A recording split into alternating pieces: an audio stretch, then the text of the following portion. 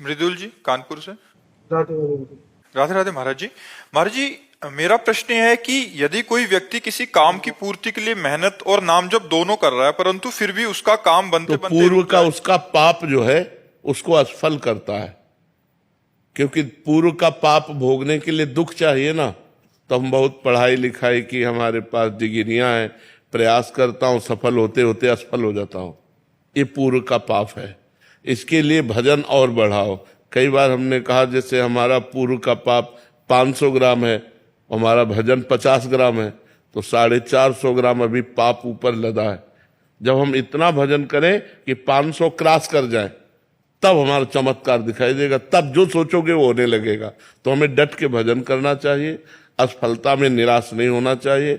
हमारे ही कर्मों का परिणाम हमें असफल कर रहा है, और भजन जितना बढ़ा दोगे उतना ही सफलता मिलती चली जाएगी। निशा सिंह जी नोएडा से। राधे राधे। राधे राधे महाराज जी। महाराज जी, जब पढ़ाई कर रही थी तो नौकरी की इच्छा थी, वो मिल गया तो अच्छा पार्टनर, वो मिल गया तो एक संतान, वो भी मिल गया तो और कुछ। महाराज जी, ये इच्छाएं कब और कैसे खत्म होंगी? जब तक भगवान नहीं मिलेंगे। एक भगवान के मिलने से ही सारी इच्छाओं की पूर्ति हो जाती है। अगर भगवान से हमारा संबंध नहीं स्वीकृत हुआ, भगवान का भजन नहीं हुआ, भगवान का चिंतन नहीं हुआ, तो इच्छाएं बढ़ती चली जाएंगी। अभी बच्चा बड़ा होगा, उसके बहू आ जाए, बहू आ गए उसके बेटा हो जाए, विविध प्रकार की कामनाएं आदमी मरते समय तक करता रहता है, और कामनाएं लेकर ही मरता है।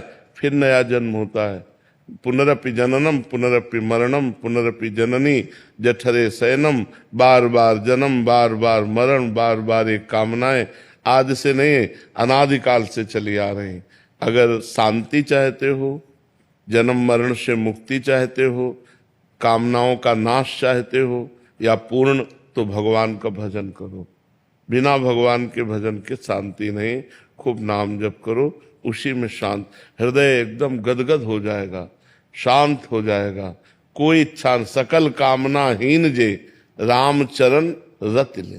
जो भगवान के चरणों में प्रेम करते हैं उनकी सारी कामनाएं शांत हो जाती है। और जब तक भगवान के चरणों में प्रेम नहीं, तो कामना 100 से 1000 की, 1000 से लाख की, लाख के करोड़, करोड़ से अरब, अरब खरब, ऐसे बढ़ती चली। कभी कोई तृप्त थोड़ी है। मान लो जो विश्व के माने हुए धनी हैं, उनके अंदर भी धन की और कामनाएं हैं, वो बड़ी लेवल की कामनाएं हैं। तो कामनाओं से कभी तृप्ति नहीं होती। कामनाओं को रोका जाता है भजन के द्वारा, और भजन करके भगवान की प्राप्ति करना समस्त कामनाओं की पूर्णता है। बिना भगवान के मिले पूर्णता नहीं होगी। लक्ष्मी शर्मा जी। राधा वल्लभ श्री हरिवंश। महाराज जी, ईर्ष्या से बचने का उपाय? भगवान सब में है ये भाव रखना। सब में प्रभु विराजमान, में किससे ईर्ष्या करूं? उमा जे राम चरण रत विगत काम मद को, निज प्रभु में देखें जगत कैसन करें विरोध। जब सब में अपना प्रभु रमा है तो हम ईर्ष्या किससे करें, क्रोध किससे करें, किसका अपमान करें? सब में भगवान विराजमान। जब तक सब में भगवान विराजमान है, ऐसी भावना नहीं करेंगे, भजन नहीं करेंगे, तब तक काम, क्रोध, लोभ, मोह, मद, मत्सर, मत्सर को ही ईर्ष्या कहते हैं। मत्सरच, मेरे से आगे निकला जा रहा है, ये देखकर जलन होना, उस जलन का नाम ईर्ष्या है। ये सबके हैं, ये सबके हैं 6 विकार। जब तक भजन नहीं करोगे तब तक इन विकारों पर विजय नहीं प्राप्त कर पाओ। एक ईर्ष्या ही थोड़ी है, ये 6 विकार सबके अंदर हैं। काम, क्रोध, लोभ, मद, मत्सर। मत्सर को ईर्ष्या कहते हैं, मद को अभिमान कहते हैं, और काम, क्रोध, लोभ, मोह, ये सबको सबके अंदर विराजमान है सबके। नाश वही कर पाएगा जो भजन करेगा, नहीं उसका नाश ये कर देंगे। ये 6 विकार नरक ले जाने वाले हैं, ये 6 विकार पतन कराने वाले हैं। इसलिए भगवान का नाम जप, भगवान की शरणागति, भगवान की लीला कथा सुनो, सब में भगवत भावना करो, ईर्ष्या खत्म हो जाएगी। शीतल जी। राधे राधे। राधे राधे महाराज जी। महाराज जी, नाम जप से क्या मैं अपने किसी की मनोस्थिति बदल सकती हूँ? हाँ, बिल्कुल बदल सकती हैं। आपको याद होगा एकांतिक में यहीं बैठे थे। उन्होंने कहा हम धन्य मानते हैं अपनी पत्नी को। मैं शराब पीता था, मैं गंदे आचरण करता था, मेरी पत्नी ने नाम जप कर मुझे दिया, मेरी बुद्धि शुद्ध हो गई, आज मैं भी नाम जप कर रहा हूं और आपका सत्संग सुन रहा हूं। यहीं बैठकर उन्होंने प्रमाण दिया था कि मैं बिल्कुल आसुरी प्रवृत्ति का था, लेकिन मेरी पत्नी ने भजन करके मुझे समर्पित किया तो मेरी बुद्धि बदल गई, मेरी बुद्धि शुद्ध हो गई। पक्का ऐसा हो जाएगा यदि हम भजन कर अपने पुत्र को, अपने पिता को, अपने पारिवारिक किसी सदस्य को देंगे तो उसकी उन्नति हो जाएगी, उसका मंगल होने लगेगा। प्रियंका जी फरीदाबाद से। श्री हरिवंश गुरुदेव। श्री हरिवंश महाराज जी। महाराज जी, गुरु तत्व क्या है और इसका सर्वत्र अनुभव कैसे करें महाराज जी? गुरु तत्व साक्षात परब्रह्म है। गुरु तत्व ब्रह्मा है, गुरु तत्व विष्णु है, गुरु तत्व महेश है, गुरु तत्व चराचर है। देखो, गुरुर ब्रह्मा, गुरुर विष्णु, गुरुर्देव महेश्वरा और गुरु साक्षात परब्रह्म तस्मै श्री गुरुवे। अखंड मंडलाकारम व्याप्तमेन चराचरम। गुरु कहाँ है? चराचर में व्याप्त है, जड़ चैतन्य में व्याप्त है, स्त्री पुरुष में व्याप्त है, पृथ्वी आकाश में व्याप्त है। गुरु ही ब्रह्मा, गुरु ही महेश्वर, गुरु ही भगवान हरि, गुरु साक्षात परब्रह्म और गुरु ही चराचर। अखंड मंडलाकारम व्याप्तमेन चराचरम तत्पदम दर्शितमेन तस्मै श्री गुरुवे नमः। अब जैसे दूध में घी विराजमान है लेकिन हम पूड़ी नहीं पका सकते, ऐसे चराचर में गुरु विराजमान, हमारा कल्याण नहीं हो सकता। कल्याण होगा प्रगट गुरु से। हम किसी संत महापुरुष को जब गुरु रूप में वर्ण करते हैं और उनके प्यार और शासन, उनकी बताई हुई उपासना से चलते हैं, तब हम माया पर विजय प्राप्त कर लेते हैं। इसलिए सब गुरु तत्व ही है, गुरु तत्व के सिवा कुछ नहीं है, सब गुरु तत्व है। ब्रह्मानंदम परम सुखदम केवलम ज्ञान मूर्तिम द्वंद्वातीतम गगन सदसम तत्वमस्यादिलक्ष्यम एकम नित्यम विमल अचलम सर्वधि साक्षिभूतम भावातीतम त्रिगुण रहितम सद्गुरुम तम नमामि। सब सद्गुरुदेव भगवान है। निपुण जी असम से। श्री हरिवंश महाराज जी, राधे राधे। महाराज जी, माया के बंधन से मुक्त होने के लिए क्या हमें संसारिक इच्छाओं को पूरी तरह से दबाना होगा या नियंत्रित करना? दो विभाग करने होंगे। किसका प्रश्न है? दो विभाग करने होंगे, एक शास्त्र सम्मत इच्छा और एक शास्त्र विरुद्ध इच्छा। शास्त्र सम्मत इच्छा, हमें काम सताया, हमारा ब्याह हो गया है, हमारी पत्नी है, हम उससे सहवास करते, पाप नहीं है।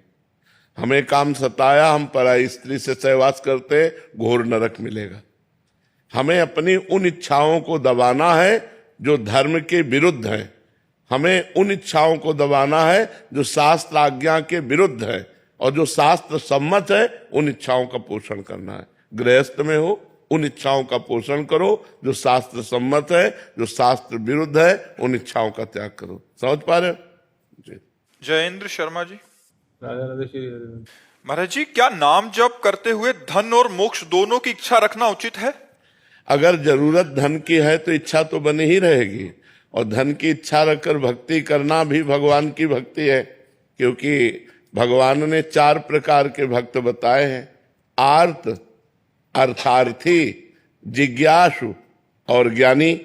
आर्त का मतलब है भारी संकट में फंस गए, अब भगवान के सिवा हमारा कोई नहीं है, तो हम भगवान को पुकारेंगे, क्योंकि भगवान के सिवा कोई है नहीं, तो भगवान हमारी संकट निवृत्ति करें, ऐसी भक्ति करना आर्त भक्ति है। तो अर्थार्थी, अब हम घर परिवार भगवान ने दिया है, अब हमको जरूरत है धन की और हमारा प्रयास निष्फल हो रहा है, अब धन कैसे प्राप्त हो, तो भगवान से तो मांगेंगे। तो भगवान से धन प्राप्ति के लिए याचना करना, ये जो भक्ति है ये अर्थार्थी भक्ति है। और भगवान को जानना, भगवान को जानने के लिए भगवान से प्रार्थना करना कि आप मुझे अपना परिचय दो, अपने तत्व का ज्ञान दो, इसे जिज्ञासु भक्त कहते हैं। और जो भगवान को प्राप्त हो गया है उसे ज्ञानी भक्त कहते हैं। 4 प्रकार के भक्त बताए, आर्त, अर्थार्थी, जिज्ञासु और ज्ञानी। तो धन प्राप्ति करना भगवान से केवल, ये भी भक्ति का स्वरूप है। और भगवान ने कहा सुकृति ना, कोई पुण्यवान पुरुष ही ऐसा सोच सकता है कि मैं भगवान से धन मांगूंगा, क्योंकि संसार से चाह तो सब करते हैं, लेकिन केवल भगवान से चाह, ये भी भक्ति है। और भगवान की प्राप्ति भी हो जाएगी, धन की भी पूर्ति हो जाएगी और भगवान की भी प्राप्ति हो जाएगी। छोटा सा इसमें डाउट था कि इस नाम जप में ना राधा नाम सुनने में अच्छा लगता है और मुख से राम नाम प्रिय लगता है। हाँ, तो दोनों दोनों कोई बात नहीं गुरु आप ही को माना हुआ है, जी। क्या जपूं आप बता दें। राम राम जपो, राधा राधा सुनो। हमारे लिए कोई व्रत नहीं, हमारे लिए कोई परहेज नहीं। तुम शिव शिव जपो, राधा राधा जपो, राम राम जपो, भैरव भैरव जपो, काली काली जपो, भगवान का भजन करो। हमारा मेन उद्देश्य है पाप आचरण छोड़ो, गंदी बातें छोड़ो, भगवान का भजन करो। तुम्हें जो प्रिय है, राम कृष्ण हरि राधा, जो प्रिय लगे वो जपो, तुम्हारा मंगल होगा। हमारा उद्देश्य तुम्हारा मंगल करना है। मंगल भवन भगवान का सब नाम मंगल करने में समान सामर्थ्य रखता है। खूब जपो। कुलदीप शर्मा जी। राधे राधे। राधे राधे महाराज जी। महाराज जी, मैं स्वयं के भीतर अहंकारी रूपी मैं को खत्म अथवा मिटाना चाहता हूं, परंतु जो मिटाना चाहता हूं वो भी तो मैं ही है। इस विरोध नहीं, को दो कैसे- प्रकार के मैं हैं। अभी उस मैं के विभाग को नहीं समझ पा रहे। एक शुद्ध, किसका प्रश्न है? एक शुद्ध ब्रह्ममय है जिसे तुम्हारी ताकत ही नहीं मिटा सको, वो ब्रह्ममय मैं। और एक अंतःकरण में मैं है। मैं वो मिटाया जाता है जिसके साथ कुछ लगा होता है, जैसे विद्वान, धनवान, जो भी मैं के साथ लगा है वो तो मिटाया जा सकता है। और जिस मैं के साथ कुछ लगा नहीं है, केवल मैं, वो मैं शुद्ध ब्रह्म है, उसे मिटाने की जरूरत ही नहीं। वो ब्रह्माकार वृत्ति है। जो मैं है वो ब्रह्म है। मैं के साथ जो लगा है उसे अभिमान कहते हैं, उसे हटाना है। मैं के साथ जो जुड़ गया ना, वो हटाना है। मैं विद्वान, मैं कुलवान, मैं धनवान, मैं गुणवान, मैं रूपवान, मैं अमुक, मैं वो हटाना है। और जो शुद्ध मैं है वो ब्रह्म में, उसे हटा ही नहीं सकते। मैं भगवान का स्वरूप है। उसी में बुद्धि बहुत चलती है मैं में। हाँ ये मतलब अपने में ही मैं करते रहते हैं तो बुद्धि बहुत चलती है। हाँ, बुद्धि को शांत कैसे किया जाए? नाम जप के द्वारा। उसी बुद्धि को नाम जप में लगाओ तो अपने आप ठीक हो जाएगा। नाम जप सब रोगों की दवा है। तीनों तापों का नाश करने वाला, भवरोग का नाश करने वाला, सारे पापों का नाश करने वाला, बुद्धि को इतनी प्रखर कर देने वाला कि जो राम राम नहीं कह सकता था, मरा मरा बोला, इतिहास की रचना कर दी। इतना प्रखर, त्रिकालज्ञ महापुरुष हो गया, ब्रह्म ऋषि हो गया। नाम से सब हो जाएगा। तो मतलब कैसे भी जब कैसे भी भाव कुभाव अनखाल सहु। गुरु स्थित द्वारा नाम अब कह रहे राधा राधा जपो, तो और गुरु का मतलब क्या? भाई राधा राधा जपो, मान लिया राधा राधा ने सुन लिया। कोई भी नाम जप करोगे, किसी न किसी संत के मुख से तो सुना, उसे पकड़ लो, वही गुरु। नाम ही गुरु है। जो मान लो बोले राधा, बस पकड़ लिया, राधा राधा जप रहे, हो गया, ठीक है। रामकेश शर्मा जी जम्मू से। राधा वल्लभ श्री हरिवंश। श्री हरिवंश महाराज जी। गुरुदेव भगवान, शरणागति की बात वैसे तो कोई भी प्रश्न रह नहीं गया साधक के मन में, फिर भी एक प्रश्न हृदय में आता है कि निकुंज में जब हम श्री जी की कृपा से प्रवेश पाते हैं तो हमारा रूप कैसा होता है? हमें क्या श्री जी का दिव्य सखियों जैसा स्वरूप मिलता है? क्या उस रूप में हमें अपने सदगुरुदेव भगवान या पहले जितने भी पूज्य संत भगवान निकुंजवासी हुए हैं तो उनका पहचान हो जाती है? हमें पता लग जाएगा राधा बाबा कौन है? मुझे राधा जानना चाहोगे तब वहां स्मृति नहीं रहेगी राधा बाबा की। वहां तो केवल राधा की स्मृति रहेगी, बाबा की नहीं रहेगी, केवल राधा की स्मृति। निकुंज में प्रवेश होते ही सब स्मृतियां शांत हो जाती हैं जगत की, केवल प्रिया प्रीतम की रह जाती है। केवल प्रिया प्रीतम, केवल दिमाग में, मन में, बुद्धि में, चित्त में, देह में, केवल प्रिया प्रीतम। वहां जगत का कोई संबंध नहीं। संबंध जैसे आप सो गए ना, तो सोने के बाद स्वप्न में कोई जागतिक संबंध रह जाता है कि हम अपने घर की सैया पे पड़े हुए हैं, ऐसा याद रहता है? देखो, स्वप्न में नहीं याद रहता। और जब जगे तब स्वप्न भूल जाते हैं। तो जब हमारा शरीर छूटेगा तो ये सब भूल जाएगा, वो याद रहेगा जो हमने साधना की है। तो प्रिया प्रीतम ही केवल याद रहते हैं। वहां जितनी सखियां सब प्रिया प्रीतम में है। सब महापुरुष वहीं विराज, पर ऐसे नहीं पहचान सकते कि राधा बाबा हैं, भाई जी हैं, प्रेमानंद हैं। ये सब नाम जागतिक है। जागतिक रूप और नाम यही नष्ट हो जाता है, वो तो सच्चिदानंद में रूप में प्रवेश पाते हैं। परम पूज्य सदगुरुदेव भगवान के लिए जो प्रेम नित्य लोक में है जी, जैसे हमने तो श्री जी को पहले नहीं देखा, जब निकुंज में पहुंचोगे तो सदगुरुदेव के इस रूप का चिंतन नहीं होगा। तुरंत हमारा जो स्वरूप है वो तुम्हारे साथ होगा। तो जैसे तुम इस रूप में पार्थिव शरीर के संग हो, सामने बैठे हो, ऐसे उस रूप में देखोगे मेरे गुरुदेव सहचरी स्वरूप में विराजमान। वो प्रवेश होते ही प्रवेश होगा ही गुरुदेव से ही प्रवेश होगा। आओ बस साथ चल रहे हैं। तो गुरुदेव के बैच में हो गए, गुरुदेव आचार्य के बैच में, और आचार्य प्रिया प्रीतम के समीप ऐसे है। श्रद्धा जी। राधे राधे। राधे राधे महाराज जी। महाराज जी, जब भी हमारे साथ कुछ गलत होता है तो मन बहुत अशांत हो जाता है। क्या गलत को ये तो गलत होने पर मन शांत किसका रहता है? जो भगवान में चित्त जोड़ते हैं, सब अशांत हो जाते हैं। जब अपने ऊपर दुख आता है, अपमान आता है, कोई निंदा करता है, कुछ प्रतिकूलता आती है, तो मन अशांत हो जाता है। ये सृष्टि का नियम है। अगर इस नियम को तोड़ना है तो भजन करना होगा।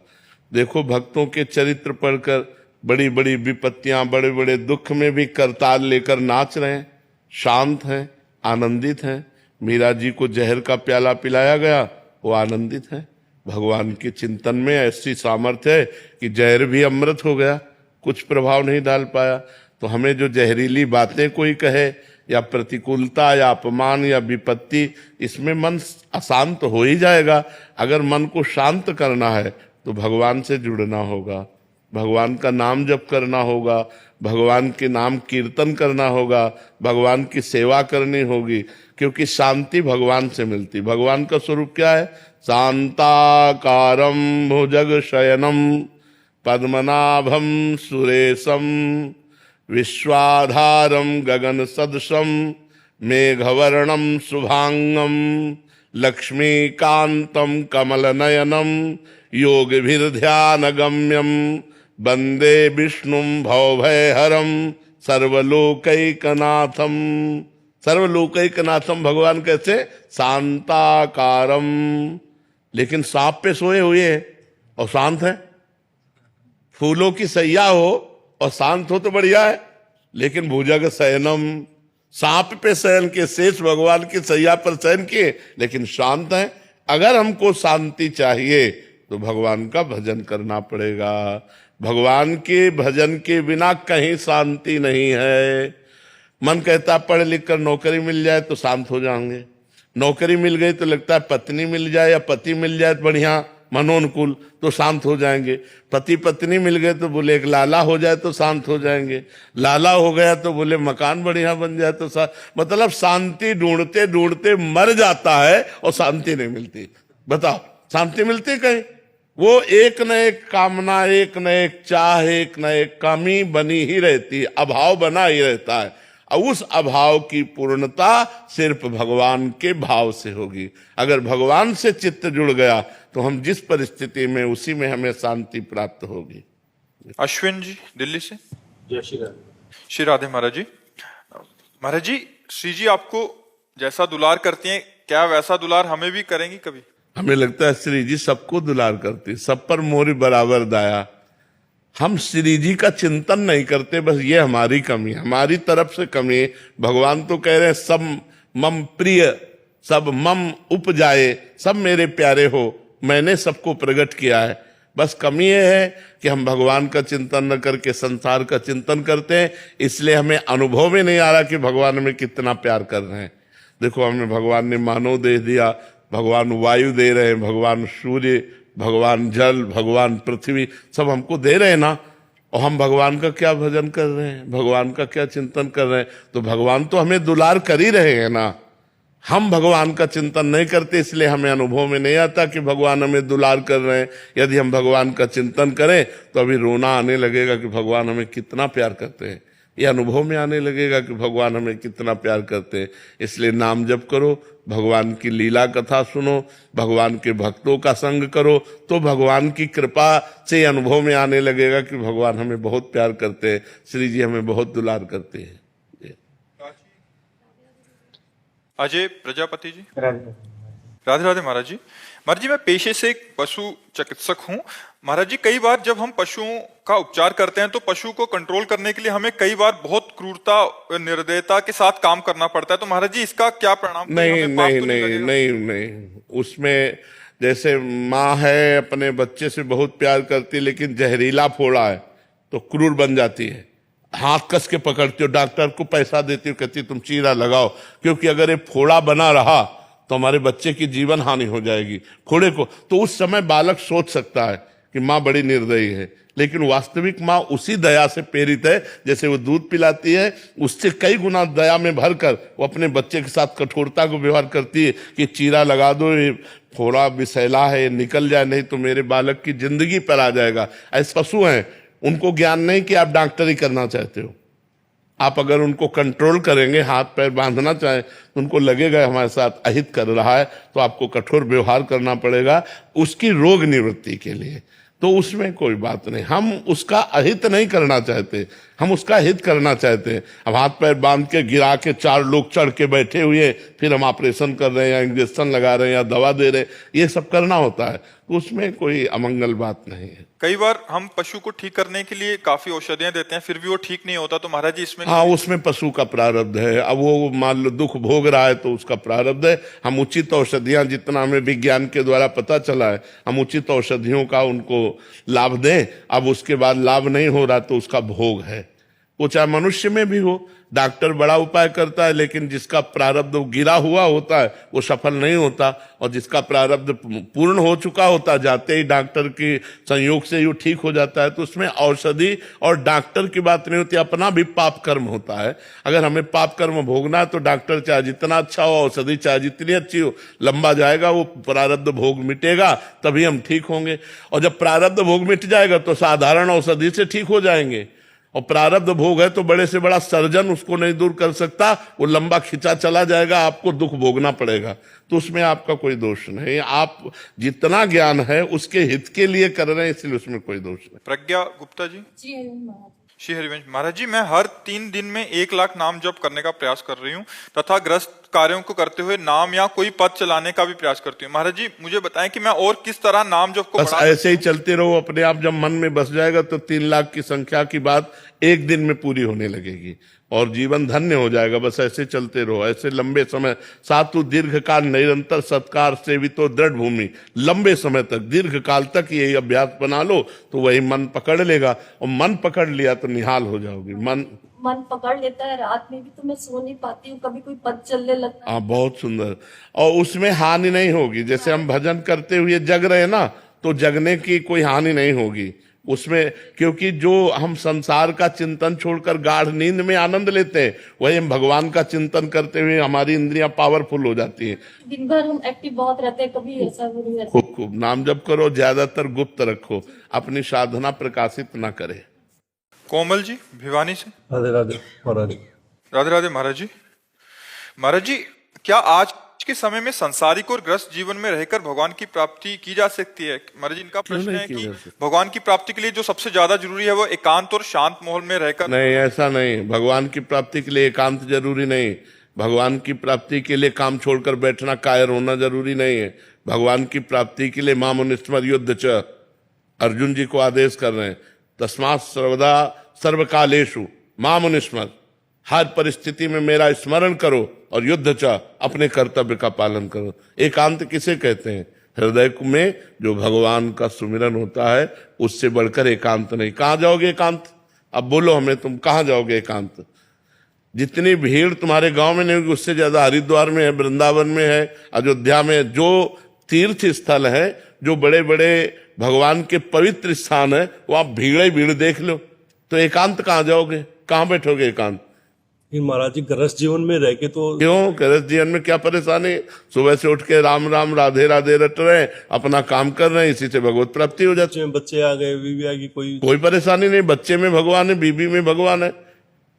हमको भावना ही तो बदलनी है। अपने घर से हम शुरू करते हैं सब में भगवान को देखना, और नाथ सकल संपदा तुम्हारी, मैं सेवक समेत सुतनारी। बहुत बढ़िया भजन हो रहा है। क्या बाबा जी बन करके लोगों से मिलना नहीं होता? क्या पेट भरने के लिए मांगना होता है? 5 घरों में जाके भिक्षा मांगते हैं। और देखो, हम बाबा जी बनकर एकांत सेवन किए पूरे जीवन, और समाज में हमको जितनी समाज दी गई, कितनी समाज दी गई? तो भगवान ने दिया कि नहीं दिया? दिया तो समाज ही, वही समाज आपको दिए। तुम्हारी तो छोटी समाज है, तुम्हारे 5-6 लोग होंगे घर में, हमारे 500 लोग हैं। विरक्त और गृहस्थ जोड़ लो तो 50,000 हो गए। तो हमारा कहने का तात्पर्य है एकांत का मतलब है हृदय में भगवान का सुमिरन करना। एकांत में कहीं भी बैठ जाओ जाके, तुम्हारा अभी तो भजन का मन करता है और एकांत में बैठ जाओगे तो भोगों का मन करेगा, लिख लो कागज में। अभी घर में हो तो वृंदावन आने का मन करता है और वृंदावन में आके तुम्हें हम सब सुविधा दे दें, एक कमरा समय से टिफिन कमरे में पहुंच जाएगा, भजन करना है, आप भाग ना जाओ तो मैं बता देना। जब लड़कवा कहता है ना पापा, वो जब कान में आएगी सावा भाग जाओगे, एसी रूम छोड़ के भाग जाओगे। लेकिन महाराज जी, अगर हमारे जैसे हम अपने घर में हैं और हम कोशिश कर रहे हैं नाम जप की, और हमारे घर वाले मांस मदिरा सब कुछ चल रहा है, तो अब यही दुर्भाग्य है, ये दुर्भाग्य है कि ऐसा कुसंग मिला है। मतलब अब इसको हम क्या कह सकते हैं कि एक व्यक्ति है जो भगवान के नाम का जप करना चाहता है भगवान, लेकिन फिर भी भक्ति हो सकती है, क्योंकि जब लंका में भक्ति हो सकती है तो भक्ति हो सकती है, नहीं हो सकती। भगवान विभीषण जी से कह रहे हैं जिम दसनन मो जीव बिचारी, जैसे 32 दांतों के बीच में बड़ी कोमल जीभ रहकर अपना काम चला लेती है, नहीं चला रही, ऐसे ही लंका में पूरा लंका निश्चर निकर निवासा, यहां कहां सज्जन करवासा, लेकिन वहां भी विभीषण जी ने भक्ति की, ऐसी भक्ति की कि भगवान ने कहा तुम सरीखे संत प्रेम रे। और वहां तो हमें लगता है केवल विभीषण जी ऐसे होंगे जो मांस न खाते होंगे, नहीं तो सब मांस खाने वाले थे। मदिरा और मांस का तो वहां मतलब आहार ही था। कुंभकर्ण के लिए पूरा एरिया जमा किया जाता था, जब जगता था तो एरिया के भैंसे खा जाता था, जैसे अपने पकौड़ा खाते हैं ना, ऐसे वो भैंसे खाता था, भैंसे है बकरी है सब, मतलब तभी भगवान ब्रह्मा जी ने उसे 6 महीने सोने का, कि एक दिन जगे 6 महीने सोए नहीं तो पूरी सृष्टि का आहार कर जाएगा, ऐसे लोगों के बीच में रहकर उसने भजन किया। तो आप घबराइए मत, वो जो जैसा करेगा वैसा फल पाएगा। आप अंदर ही अंदर राधा जपिए, अंदर अंदर इसलिए करें कि बाहर कंठी बांधोगे, तिलक बांधोगे तो मांस मदिरा पीने वाले लोग वो आपका हो सकता है विरोध करें। तो हमें लगता है भक्ति विरोध नहीं, अगर कोई कह रहा कंठी ना बांधो तो ये ले उतार के रख दिए, भक्ति अंदर का विषय है। बिल्कुल संसारी बन के रहो और अंदर राधा राधा जपो, तुम्हें भगवान की प्राप्ति होगी। भजन से भगवान की प्राप्ति होती है, ना कि बाबा जी बनने से भगवान की प्राप्ति होती है, ना कहीं भागने से भगवान की प्राप्ति होती है। सच्ची मानो, आप अपने घर में मेहनत की कमाई का जो अन्न पा रहे हो और जो भजन कर रहे हो और कभी भूखे टूटे को आपने भोजन करा दिया, ये सबसे बढ़िया बात है। हम लोगों का हिसाब कटता है, जो हम वस्त्र पहने इसका भजन जाता है, जो प्रणाम करते हैं उनको भजन जाता है, जो भोजन देते हैं उनको भजन जाता है। ये सब फ्री नहीं है, यहाँ सबका टैक्स है, और अगर भजन कम पड़ गया तो हमको नरक जाना है। हरई शिष्य धन शोक न हरई, सो गुरु गोर नरक मा पड़ई। अच्छा, आप इस भागवतिक टैक्स से बचे, मेहनत की कमाई से कपड़े पहनते हैं, मेहनत की कमाई खाते हैं और अपनी मेहनत की कमाई दूसरों को भी दे देते हैं। गौ सेवा, संत सेवा, आए हुए अतिथि की, भिक्षुक की सेवा। तो गृहस्थी धर्म बहुत बड़ा है। हम लोग गृहस्थी धर्म में ही पैदा हुए और गृहस्थी धर्म से ही हमारा पोषण होता है, पोषण भी गृहस्थी धर्म से होता है। अगर ये आप लोग समझते हो कि गृहस्थी धर्म में भगवत प्राप्ति नहीं हो सकती, तो आप सच्ची मानो, सबसे पहले गृहस्थी को भगवत प्राप्ति होगी, पर धर्म से चले। अब पराई बहनी बिटिया से गंदी बातें करो, शराब पियो, मांस खाओ तो नरक जाओगे। चाहे और अगर अच्छे आचरण करोगे, 4 रोटी अपने से बचा करके गौ सेवा, संत सेवा में दे दी, तो वही तुम्हें भगवत प्राप्ति कराएगा। खूब नाम जप करो, कोई परेशानी नहीं। कहाँ भाग के जाओगे? आज हमें एकांत बता दो, कहाँ एकांत है? कहीं एकांत नहीं बचा। हिमालय में भी चले जाओ तो वहां भी लोग आजकल जो है जहां भी एकांत समझते हो वही शूटिंग शुरू है। हाँ, कि नाम पर जब करते हैं 10 मिनट एकांत में बैठ के, तो उसी टाइम पे पत्नी कुछ काम बता देती है, बच्चा कोई बात नहीं, तो उठ के खड़े हो गए, काम करने लगे, राधा राधा अपना काम करने के लिए चल दिए। राधा भगवान को एकांत में बैठकर भजन करने से नहीं मिलते, काम करते हुए भजन करना सबसे श्रेष्ठ बात है। झाड़ू लगा रहे, फावड़ा चला रहे, व्यापार कर रहे हैं, पानी ला रहे, कुछ भी काम कर रहे, राधा राधा राधा राधा, क्या जाता है? माले चलाने से भगवान प्राप्त होते हैं? भगवान सुमिरन करने से प्राप्त होते हैं। हम सुमिरन करें भगवान का, माला के बिना सुमिरन करें।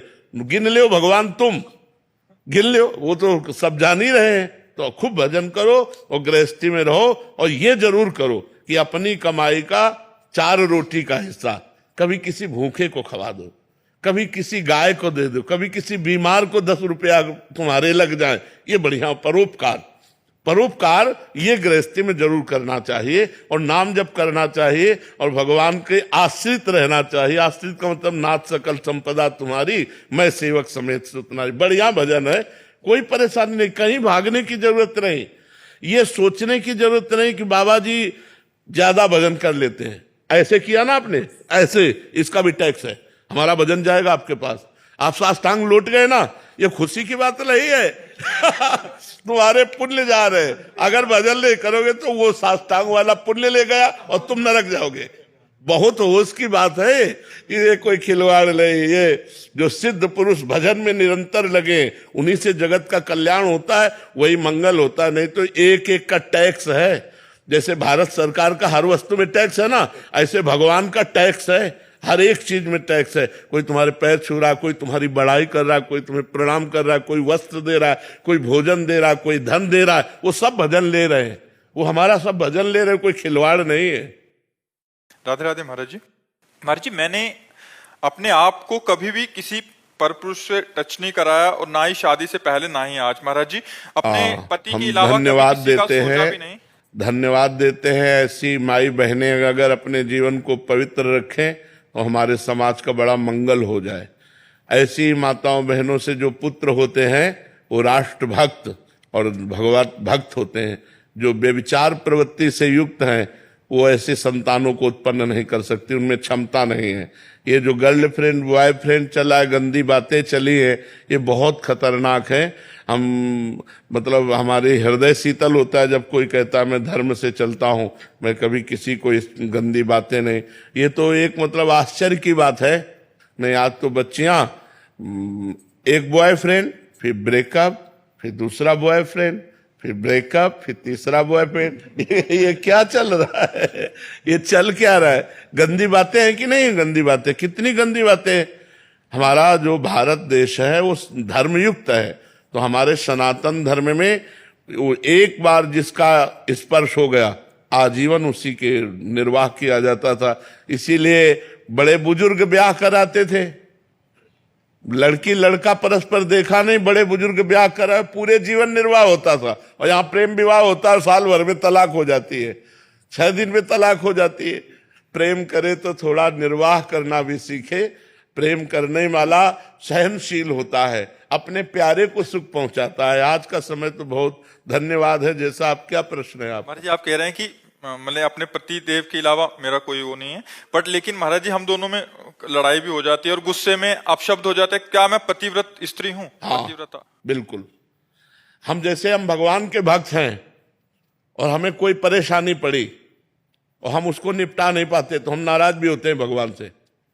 छोटा बच्चा जब गिर पड़ा, अम्मा दौड़ के उठाने गई तो उसने बाग के थप्पड़ जमाया कि अब उठाने आए हो, जब हम गिर रहे थे तब कहाँ थी? जब हम गिर रहे थे तब छोटा बच्चा नहीं गिर जाता। और माँ थी तो माँ से ही लड़ता है, माँ को, क्योंकि वो जानता है माँ के सिवा मेरा कोई नहीं है। अब मैं गिर गया तब उठाने आई हो, तो गिरने के पहले उठा लेते। ऐसे हम लोग भगवान से भी लड़ जाते हैं। तो कभी कभी जैसे आप पति से लड़ जाते हैं, ऐसे हम परम पति से लड़ जाते हैं। लड़ना भी एक प्रेम का अंग है, लड़ना भी एक प्रेम का अंग है, उसे मान कहते हैं।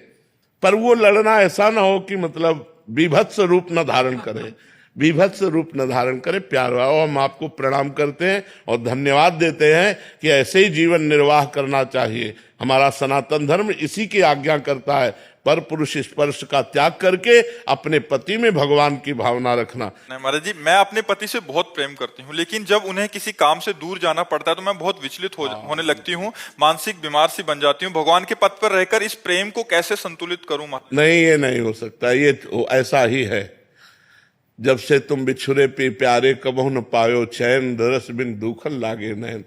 जो मैं ऐसा जानती प्रीत किए दुख होए, नगर ढिंढोरा पीटती अजी प्रीति न करियो कोय।